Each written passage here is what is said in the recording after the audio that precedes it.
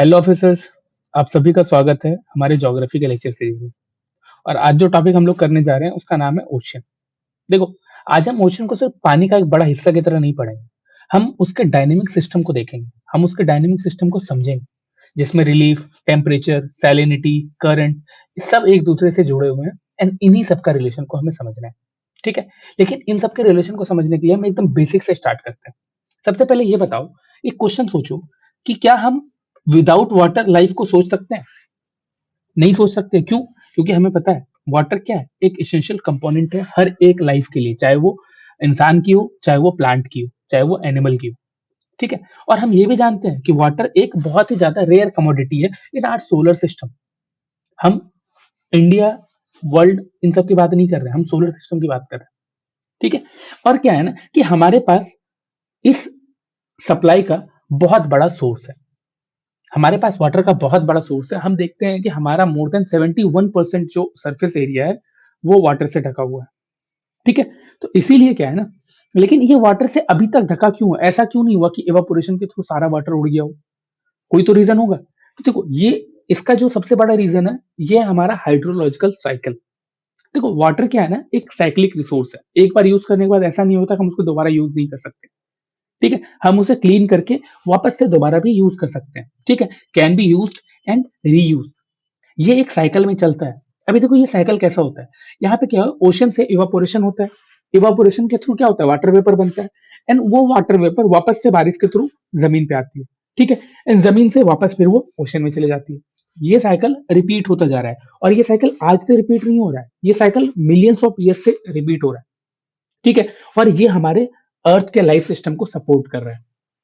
Clear है? अभी यहाँ जो है ना कि अगर हम हाइड्रोलॉजिकल साइकिल को देखें तो हाइड्रोलॉजिकल साइकिल क्या है, बेसिकली क्या है, एक सर्कुलेशन ऑफ वाटर है विद इन अर्थ हाइड्रोस्फेयर। अब क्या है, ये जो सर्कुलेशन है ना, ये सिर्फ एक फॉर्म में नहीं हो रहा है कि लिक्विड के फॉर्म में हो रहा है ओनली। ये अलग अलग फॉर्म में हो रहा है, एक लिक्विड के फॉर्म में, सॉलिड के फॉर्म में और गैस के फॉर्म में। लिक्विड के फॉर्म में हम जानते हैं वाटर को, जो पानी हम लोग यूज कर रहे हैं। और क्या, सॉलिड के फॉर्म में हो गया आइस, एंड गैस के फॉर्म में हो गया वाटर वेपर। ये साइकिल का एक बड़ा कंपोनेंट है। ठीक है।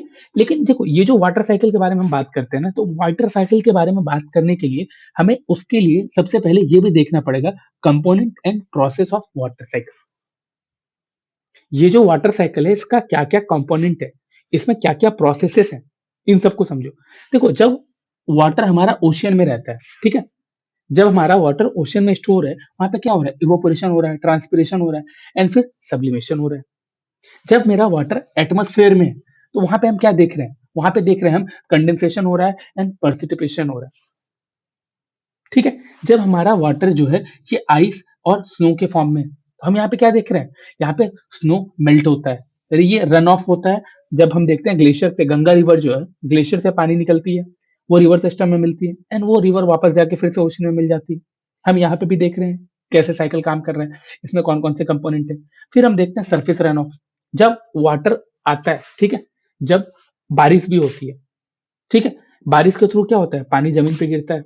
या फिर जब हम देखते हैं स्ट्रीम के थ्रू जो वाटर फ्लो हो रहा है, फ्रेश वाटर फ्लो हो रहा है, ये फ्रेश वाटर को भी हम देख रहे हैं। ठीक है। एंड इसके बाद जब हम ग्राउंड वाटर के बारे में बात करते हैं, क्या होता है कि ये जो स्ट्रीम है हमारा, ये फ्रेश वाटर का, ये क्या होता है, जमीन में भी जाता है। जहाँ पे परमीबल रॉक होते हैं, जहाँ पे सॉइल ऐसा होता है जो कि परमीबल है, तो उसके थ्रू पानी जमीन के अंदर जाता है, एंड वो ग्राउंड वाटर स्टोरेज भी बन जाता है। तो ग्राउंड वाटर डिस्चार्ज भी हमें दिख रहा है। ठीक है। और ये सब चीज मिलके क्या है कि हमारा 71% ऑफ प्लेनेटरी वाटर बना रहा है। ठीक है। तो हम क्या देख रहे हैं कि हमारा जो वाटर है, ये वाटर किस तरह से, ठीक है, अभी देखो क्या है, हम यहाँ पे देख रहे हैं कि हमारा मोर देन 71% जो वाटर है हमारे प्लेनेट पे, ये कहाँ होता है, ये होता है ओशियन में। ठीक है। और जो बचा हुआ पार्ट है वो कहाँ होता है, वो फ्रेश वाटर में, ग्लेशियर के रूप में, आइस कैप के रूप में, ग्राउंड वाटर के रूप में, लेक्स के रूप में, and soil moisture, atmosphere, stream, and with in the life. जो हम लोग खड़े हैं ना, हमारे अंदर भी वाटर है। ठीक है। तो ये सब वाटर, हम ओवरऑल वाटर देख रहे हैं कि वाटर कहाँ कहाँ पे है। लेकिन अब ना, जो 71% वाटर जो कि ओशन में है, अब हम उसके बारे में पढ़ेंगे। और उसी की स्टडी को क्या बोलते हैं, ओशनोग्राफी। ये क्या है, साइंस ऑफ द ओशन।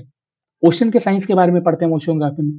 अब यहाँ पे क्या है, बहुत टाइम से इसके रिगार्डिंग स्टडीज हो रही थी। ओशन का फीचर कैसा है, ओशन का रिलीफ कैसा है, ओशन कैसे वर्क करता है, ठीक है। इन सब पे बहुत ज्यादा स्टडीज हो चुकी है।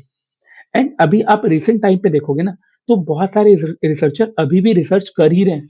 अब जो रिसर्चेस हैं वो डीप सी, मतलब कि ओशन के अंदर तक जाके किया जा रहा है कि आखिर डीप सी में कैसे फीचर्स हैं, वहां पे क्या क्या चीजें हैं, ठीक है।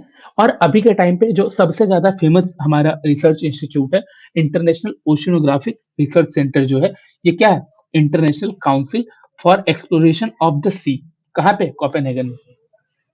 ये अभी के टाइम में सबसे इंपॉर्टेंट है। अगर इसकी कोई रिपोर्ट आती है तो आपके लिए, प्रीलिम्स के लिए इंपॉर्टेंट हो जाता है। इसीलिए ये चीज यहाँ पे दिया हुआ है, ताकि आपको ध्यान में रहे। अगर कभी इसका रिपोर्ट देखो तो उस रिपोर्ट पे एक बार आप लुकआउट कर लेना, ताकि कुछ भी मिस ना हो। चलो, अब जब इन सब चीजों के बारे में बात करते हैं, तो हमें यहाँ पे ये नहीं देखना है कि ओशन में पानी कैसा है नहीं है, ये सब नहीं। हम क्या करेंगे, सीधा चलेंगे अब जो हमें प्रीलिम्स के लिए जरूरी है। और वो क्या है, हमारा है relief of the ocean flow. जो ओशन का फ्लोर है उसका रिलीफ कैसा है, ठीक है। तो देखो, जो इतने टाइम से जो स्टडी हो रही है, इन स्टडीज के अकॉर्डिंग क्या है, जो जो भी जियोलॉजिस्ट हैं, जो जियोग्राफर हैं, ये लोग क्या करते हैं, ये ओशन को टोटल 5 पार्ट में डिवाइड करते हैं, ठीक है। और ये 5 पार्ट कौन कौन सा है, ये है Pacific ocean, Atlantic ocean, Indian ocean, southern ocean and Arctic ocean. ये 5 पार्ट में 5 ओशन को ये डिवाइड करते हैं, ठीक है। ओवरऑल जो हमारा अर्थ स्ट्रक्चर दिख रहा है, हमें जो वाटर का स्ट्रक्चर दिख रहा है, वाटर बॉडी दिख रही है, इस बॉडी को ये लोग 5 पार्ट में डिवाइड करते हैं, ठीक है। अब ये जो 5 पार्ट में डिवाइड किए, ये ऐसा नहीं कि सिर्फ यही है ओशन का पार्ट, इसके अलावा भी बहुत छोटे छोटे ओशन के पार्ट हैं। जैसे कि देखो, जो हमारा छोटे छोटे सीज है, ठीक है, बेज हैं, गल्फ्स हैं, इनलेट्स हैं, ये सब भी ओशन का ही पार्ट है, ठीक है। लेकिन ये क्या है, छोटे छोटे स्ट्रक्चर्स हैं। अब हम यहाँ से स्टार्ट करते हैं आज का जो मेन टॉपिक है हमारा, वो अभी क्या है, हम क्या देखते हैं कि जो ओशन है ना, अब यहाँ पे जैसे ये हमारा ओशन है, हम अब इसके बारे में बात कर रहे हैं, ये फ्लोर के बारे में, नीचे वाले हिस्से के बारे में बात कर रहे हैं। तो जो हमारा major portion of ocean floor है, ये कहाँ मिलता है, ये हमें मिलता है 3 से 6 kilometre below the sea level. अगर ये सी लेवल यहाँ पे 0 है, तो यहाँ से कम 3 से 6 किलोमीटर नीचे के बारे में बात कर रहे हैं हम लोग, ठीक है। जो ज्योग्राफिकर हैं, ये उन लोगों ने इस स्टडी को किया है। उन्होंने अंदर के रिलीफ के बारे में बताया। हमें ऊपर से ओशन कैसा दिखता है, बस एक पानी का हिस्सा दिखता है, जहां पे हमें दूर दूर तक कोई भी लैंडफॉर्म नहीं दिख रहा। लेकिन ओशन के नीचे बहुत सारे ऐसे चीजें हैं जो अभी भी डिस्कवर करनी बाकी है, ठीक है। एंड उन्हीं में आज हम लोग देखने वाले हैं। सबसे पहले relief in ocean floor, ocean floor में के नीचे क्या चीजें हैं, कैसी है, ठीक है। देखो, हमने वर्ल्ड का जो मेजर ओशन था, उस ओशन के बारे में देखा। सबसे बड़ा ओशन, अब यहाँ पे देखो, ये भी देख लेते हैं कि जो हमारा सबसे बड़ा ओशन है ना, ये पैसिफिक ओशन है। ये देखो कितना बड़ा है, या यहाँ से लेके पूरा ये पूरा एरिया हमारा पैसिफिक ओशन का है, ठीक है। ये सबसे ज्यादा बड़ा भी है और ये सबसे ज्यादा डीपेस्ट भी है, लार्जेस्ट भी है और डीपेस्ट भी है। फिर आता है अटलांटिक ओशन। अटलांटिक ओशन का इंपॉर्टेंस क्या है, ये देखो, नॉर्थ अमेरिका को यूरोप से जोड़ता है, साउथ अमेरिका को अफ्रीका से जोड़ रहा है। तो ये जो मेजर इकोनॉमीज है ना, वो यहीं पे है। और ये ट्रेड और नेविगेशन के लिए सबसे ज्यादा इंपॉर्टेंट है, हमारे वर्ल्ड इकोनॉमी के लिए। फिर आता है इंडियन ओशन। इंडियन ओशन क्या है, ये जो हमारे यहाँ पे साउथ वेस्ट मानसून है, इस मानसून का मेन कंट्रोलर होता है। फिर आता है सदर्न ओशन, ये एरिया। सदर्न ओशन क्या है, ये बेसिकली अंटार्कटिका जो है ना, इस कॉन्टिनेंट के चारों तरफ वाले ओशन को बोल रहे हैं हम लोग। एंड फिर आता है आर्कटिक ओशन। ये जो आर्कटिक ओशन है, ये क्या है, ये सबसे छोटा एंड सबसे ज्यादा शैलो वाटर बॉडी है। क्लियर, ये तो सिंपल था। इस चीज को आप पढ़ते हो तो आप लोगों को समझ में आता ही होगा, ठीक है। लेकिन अब हम लोग यहाँ से थोड़ा आगे समझेंगे, और जो हमारे एग्जाम के लिए जरूरी है, हम उन सब चीजों के बारे में समझेंगे, ठीक है। अभी देखो, क्या है ना कि हमारा जो ओशन फ्लोर है, वो बहुत ही, जैसा हमें दिखता है कि बहुत सिंपल है, ऐसा नहीं होता है। हमारा जो ओशन फ्लोर है, वो उसमें अपने अंदर बहुत सारे माउंटेन्स हैं, बहुत सारी चीजें हैं। ओशन का बॉटम जिस तरह से आपको बिल्कुल फ्लैट दिख रहा है ना, ये ऐसा होता नहीं है। जिस तरह से हमें लैंड के ऊपर, हमारे सरफेस के ऊपर माउंटेन्स दिख रहे हैं, प्लेन्स दिख रहे हैं, उसी तरह से ओशन के नीचे भी रिलीफ होता है, ठीक है। आप देखोगे तो देखो, the floor of ocean are rugged with the world largest mountain ranges, deepest trench and largest plains. देख रहे हो, डीपेस्ट ट्रेंच मतलब हमारी अर्थ का सबसे गहरा हिस्सा भी कहाँ मिलेगा? ओशन के अंदर। हमारे अर्थ का सबसे लार्जेस्ट प्लेन्स भी कहाँ मिलेगा? अर्थ के अंदर। लार्जेस्ट माउंटेन रेंजेस भी कहाँ है? अर्थ के, सॉरी सर, ओशन के नीचे। ठीक है। अभी यहां से हम लोग पढ़ेंगे सबसे पहले ओशन फ्लोर का डिवीजन, कि आखिर ओशन फ्लोर का डिवीजन कैसे किया गया है। तो सबसे पहले इस पिक्चर को देखो। ठीक है। इस पिक्चर को आगे में रखना है एंड इसी पिक्चर के हिसाब से हम लोग पूरा का पूरा चैप्टर पढ़ने वाले हैं। देखो, ओशन का जो रिलीफ है ना, इसको हम लोग सबसे पहले बताते हैं। जो पहला आता है वो है हमारा कॉन्टिनेंटल सेल्फ। कॉन्टिनेंटल सेल्फ क्या है? ये देखो, ये एक्सटेंडेड मार्जिन ऑफ कॉन्टिनेंट है। मतलब यहाँ पे देखो, ये हमारा कॉन्टिनेंटल बेल्ट है। ठीक है, ये हमारा ओशनिक लैंडफॉर्म है। अभी देखो, ये जो कॉन्टिनेंटल क्रस्ट है, इसका जो एक्सटेंडेड एरिया दिख रहा है, एक्सटेंडेड मार्जिन दिख रहा है आपको, यही है कॉन्टिनेंटल सेल्फ। ठीक है। अभी देखो, इस सेल्फ में ऐसे नहीं जाना है कि हम उल्टा पुल्टा कुछ भी पढ़ रहे हैं। अभी बहुत ध्यान से इस पिक्चर को देखते हुए समझेंगे। पहले देखो यहाँ क्या है, एक्सटेंडेड मार्जिन ऑफ कॉन्टिनेंट। हमारा जो कॉन्टिनेंट है उसका एक्सटेंडेड मार्जिन दिखाता है कॉन्टिनेंटल सेल्फ में।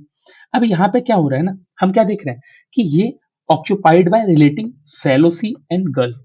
यहाँ पे क्या होता है ना, जो सैलो सी होते हैं, ठीक है, और जो गल्फ है, जैसे हम बे ऑफ बंगाल देखें, गल्फ ऑफ मन्नार देखें, ये सब भी ओशन का हिस्सा होते हैं। ठीक है। तो ये सब उनके द्वारा ऑक्यूपाई किया हुआ रहता है। मेन सी कहाँ से स्टार्ट होता है? यहाँ से, इस लाइन के बाद से इस लाइन तक। ठीक है।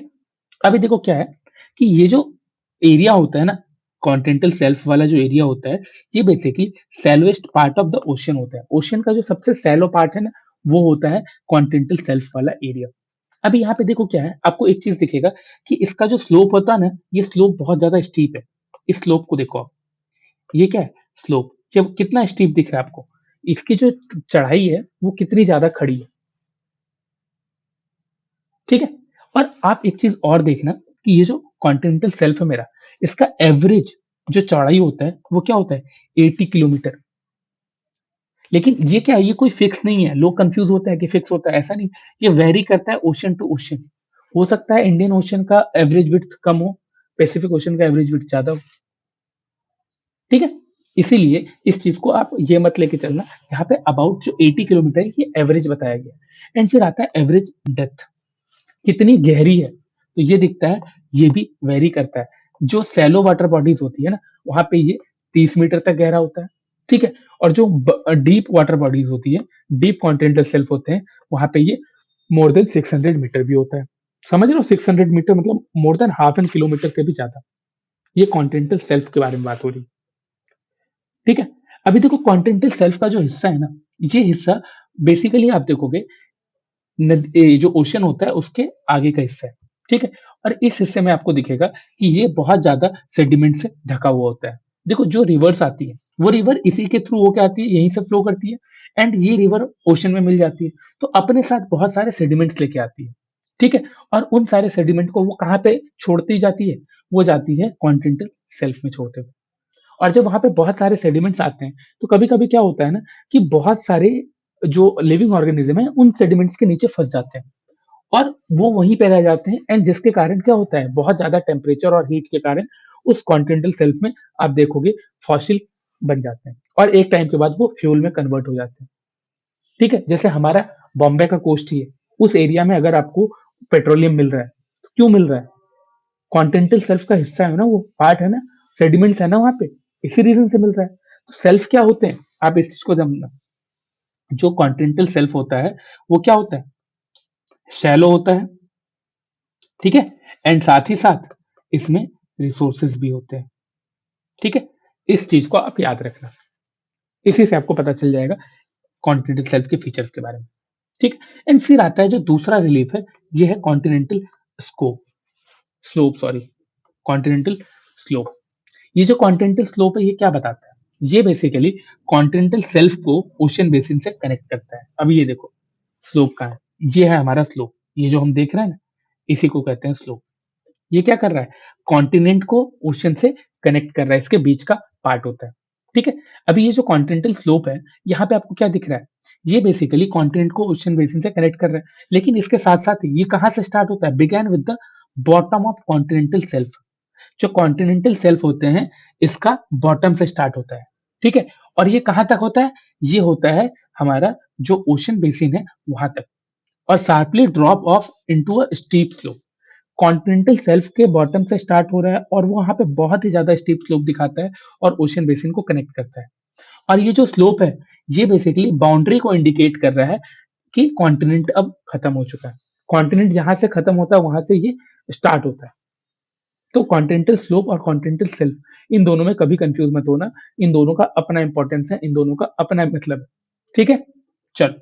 अब आता है तीसरा, तीसरा रिलीफ। ये क्या है? ये हमारा डीप सी प्लेन। समुद्र के अंदर, ओशन के अंदर, ओशन के अंदर जो प्लेन एरिया होता है ना, उसके बारे में बात हो रही है। ये क्या होता है? ये gentle sloping area of the ocean basin होता है। अभी देखो, हम यहाँ पे देखेंगे पिक्चर में, ये देखो, ये जो हमारा एरिया है ये वाला, जहाँ पे बहुत ज्यादा ऊंचाई नहीं है, ठीक है, यहाँ पे जो स्लोप है वो स्लोप क्या है? बहुत ही कम है, हाइट कम है स्लोप का। इसी को कहते हैं हम लोग ओशन बेसिन।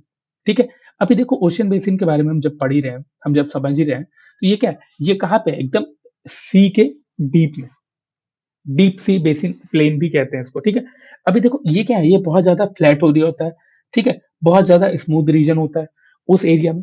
और आप यहाँ पे देखोगे इसका जो डेप्थ है, इसकी जो गहराई है, ये 3000 से 6000 मीटर तक होती है। आप समझ रहे हो कि ओशन का फ्लोर देखो, एंड वहां से 3000 मीटर, मतलब कि मोर देन 3 किलोमीटर नीचे आप सोच रहे हो, वहां पे हमें मिलता है डीप सी प्लेन। और ये किससे कवर्ड होता है? ये कवर्ड होता है फाइन ग्रेन्ड सेडिमेंट से, लाइक क्ले एंड सिल्ट। अभी ऐसा क्यों होता है? देखो, रिवर जब ओशन में जाके मिलती है तो अपने साथ बहुत सारे सेडिमेंट्स लेके आती है, ठीक है, एंड उन सेडिमेंट्स को वो क्या करती है? उन सेडिमेंट को ओशन में लाकर डिपॉजिट कर देती है। और ओशन में वो जाके कहाँ डिपॉजिट होता है? तो ओशन में वो जाके डिपॉजिट होता है प्लेन्स पे। ठीक है, और ये जो प्लेन्स हैं, यहाँ पे जो सेडिमेंट डिपॉजिटेड हैं वो बहुत ज्यादा फाइन ग्रेन्ड होते हैं, sediments like clay and silt.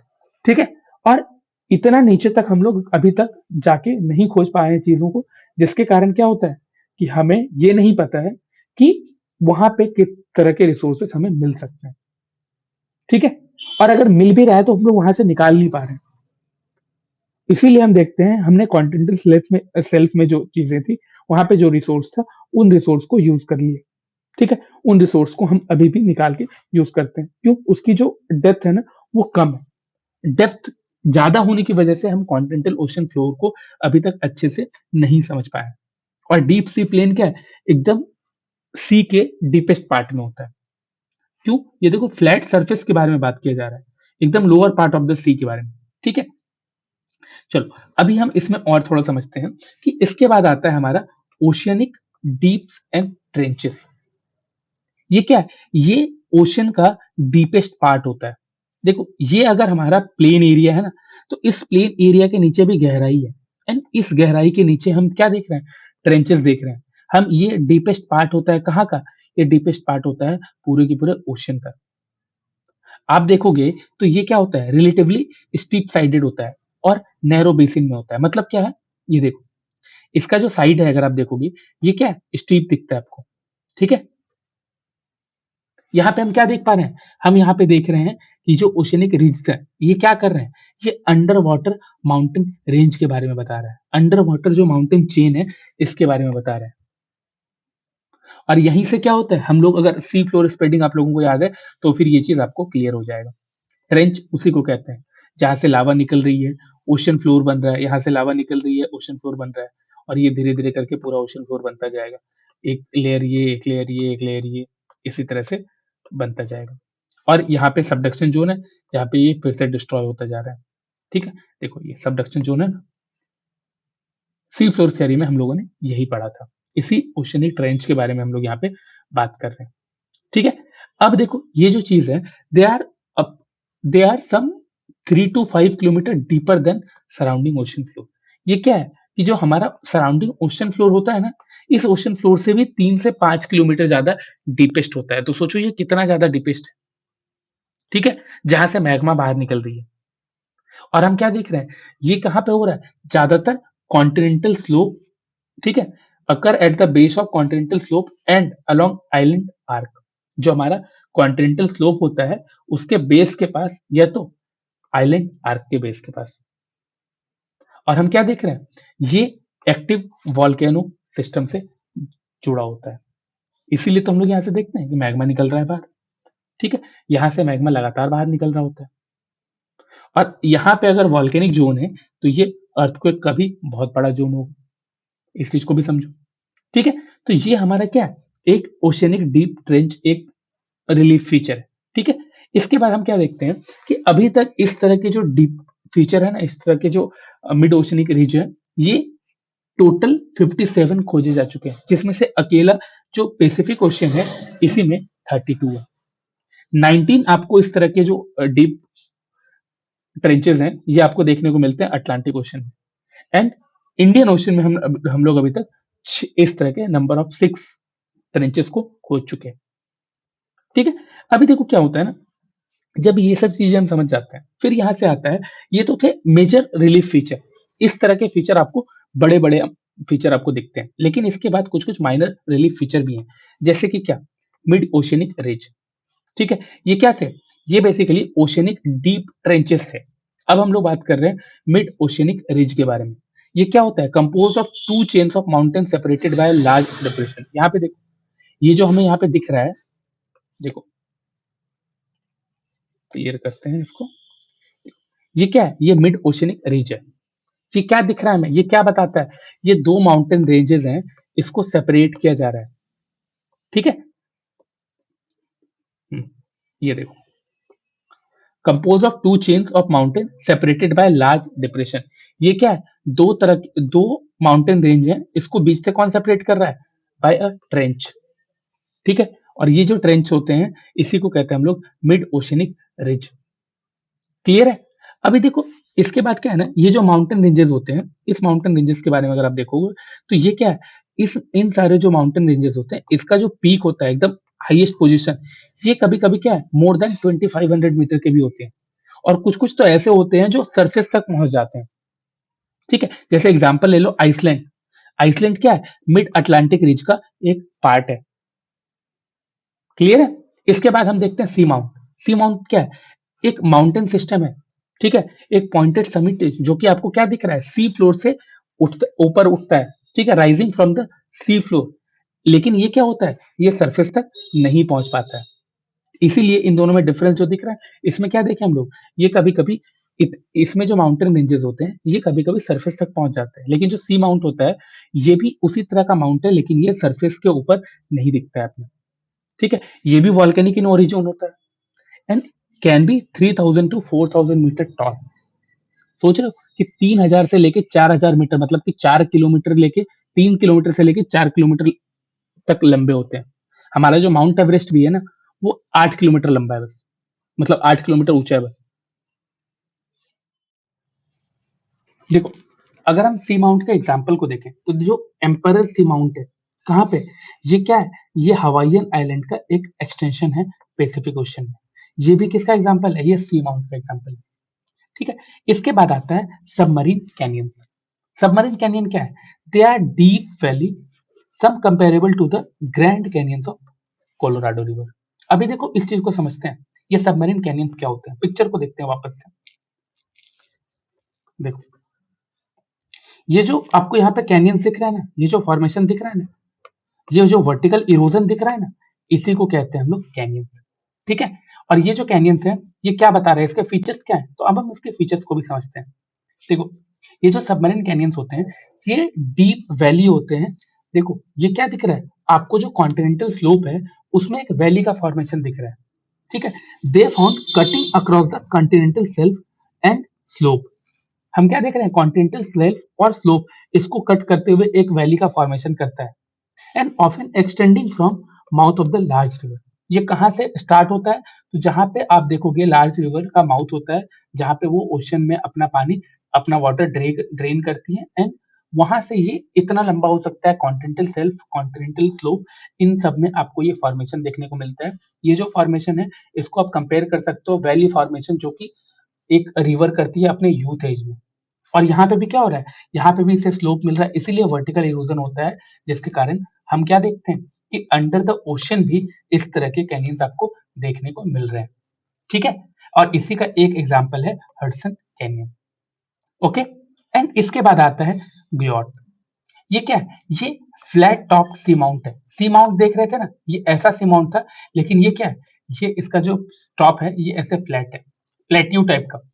ठीक है, तो ये क्या है? ये एविडेंस है ग्रेजुअल सबसिस्टेंस थ्रू स्टेज।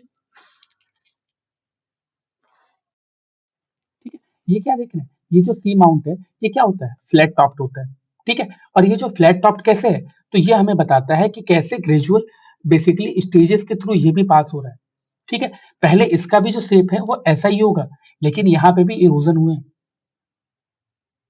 ठीक है, तो हमें ये पता चलता है कि मोर देन 10,000 सी माउंट्स और ग्योट्स अभी तक पैसिफिक ओशन में है। सिर्फ और सिर्फ पैसिफिक ओशन में अगर मोर देन 10,000 अगर आपको सी माउंट्स और ग्योट्स दिख रहे हैं, तो आप सोचो कि पूरे के पूरे ओशन में कितने होंगे। अब हम समझते हैं एटॉल। एटॉल क्या होता है? बेसिकली देखो, low island found in tropical ocean consisting of coral reef. क्या है कि ये जो अटॉल है ये आपको बेसिकली एक लो आइलैंड की तरह देखने को मिलता है, और ये क्या होता है? ये ट्रॉपिकल ओशन में मिलता है, और इसमें आपको कोरल रीफ्स भी दिखेगा। तो यहाँ पे क्या है कि कोरल रीफ का क्या कनेक्शन है, ये भी समझना है आपको। ठीक है, तो हम लोग जब एनवायरमेंट कर रहे होंगे ना, तो उसमें हम लोग कोरल रीफ करने वाले हैं, तो हम लोग वहां पे इस चीज को डिटेल में समझेंगे। ठीक है, और अब ये देखो, ये जो अटॉल है ये कहाँ बनते हैं? ये क्या करते हैं? एक जो सेंट्रल डिप्रेशन होता है ना, इसके चारों तरफ आपको बने हुए दिखेंगे। ठीक है, एंड कभी कभी आप देखोगे maybe a part of sea, जो सी लगून होता है ना उसका पार्ट होता है। एंड कभी कभी आपको क्या होगा कि कोई इंक्लूसिव बॉडी ऑफ फ्रेश या ब्रैकिश वाटर दिखेगा ना, तो उसमें भी आपको ये एटॉल फॉर्मेशन देखने को मिल जाएगा। ठीक है, तो ये थे क्या हमारे कुछ रिलीफ फीचर। ठीक है, ओशन के minor relief feature and major relief feature.